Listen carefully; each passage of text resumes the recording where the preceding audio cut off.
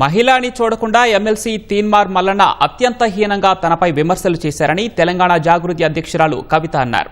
ఆ వ్యాఖ్యలపై ఆగ్రహంతో నిరసన తెలపడానికి వెళ్లిన సామాన్య ప్రజలపై కాల్పులు జరుపుతారా అని ప్రశ్నించారు. ఎమ్మెల్సీ మల్లన్నపై చర్యలు తీసుకోవాలని శాసనమండలి చైర్మన్ గుత్తా సుఖేందర్ రెడ్డికి ఫిర్యాదు చేశారు. తెలంగాణ మహిళా కమిషన్ సహా జాతీయ మహిళా కమిషన్కు కూడా ఫిర్యాదు చేస్తానన్నారు.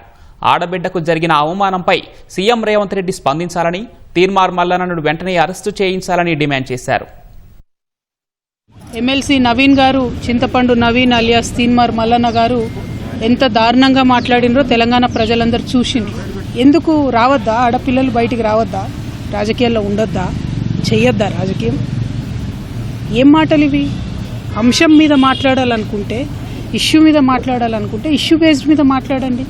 దాదాపు 1.5 year నుండి తెలంగాణ జాగృతి నుండి బీసీ అంశాల్లో మేము అగ్రభాగాన నిలబడి పోరాటం చేస్తున్నాం.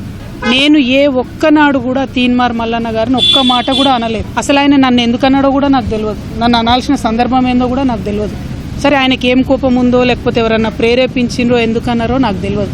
మీరు మాట్లాడిన దానికి డెఫినెట్గా ఆవేశం వచ్చి మా కార్యకర్తలు, మా నాయకులు ప్రజాస్వామ్యబద్ధంగా ప్రొటెస్ట్ చేయడానికి వచ్చిర్రు. అయితే మీరు కాల్పులు జరుపుతారా?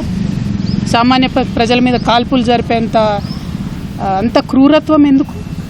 ఏంది ఇది? ఏం వైఖరి ఇది? ఏం వైపరీత్యం ఇది?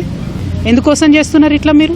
అంటే ఒక ఆడబిడ్డను ఎంత మాట పడితే అంత మాట అనేసి ఇది తెలంగాణ పదజాలం గిట్లనే ఉంటుంది గట్లనే ఉంటుంది అని అంటే ఇది మీ టీవీ కాదు, మీరు మేకప్ వేసుకొని వేసే డ్రామా కాదు. ఇది రాజకీయము, ఇది ప్రజాస్వామ్యము. ఇందులో అనేక మంది ప్రజల యొక్క జీవితాలు ముడిపడి ఉన్నాయి. అది వదిలిపెట్టి మీరు ఏది పడితే అది మాట్లాడతామంటే మాత్రం మేము ఈడ ఊరుకోము. ఏదో ఆడబిడ్డ కదా, ఓ సంస్థ నడుపుతుంది కదా, ఆమెను ఏదన్నా ఎవరుంటారు వెనక అనుకున్నారేమో. నా వెనక లక్షలాది మంది తెలంగాణ ఆడబిడ్డలు ఉన్నారు. నా వెనక లక్షలాది మంది తెలంగాణ అన్నదమ్ములు ఉన్నారు. నేను మామూలు ఆడబిడ్డను కాదు చెప్తున్నా. అగ్గి రవ్వనై రగులుతా ఎక్కువ తక్కువ వేస్తే. తీన్మార్ మల్లన్న గారు జాగ్రత్త, నేను చెప్తున్నా, జాగ్రత్తగా ఉండండి.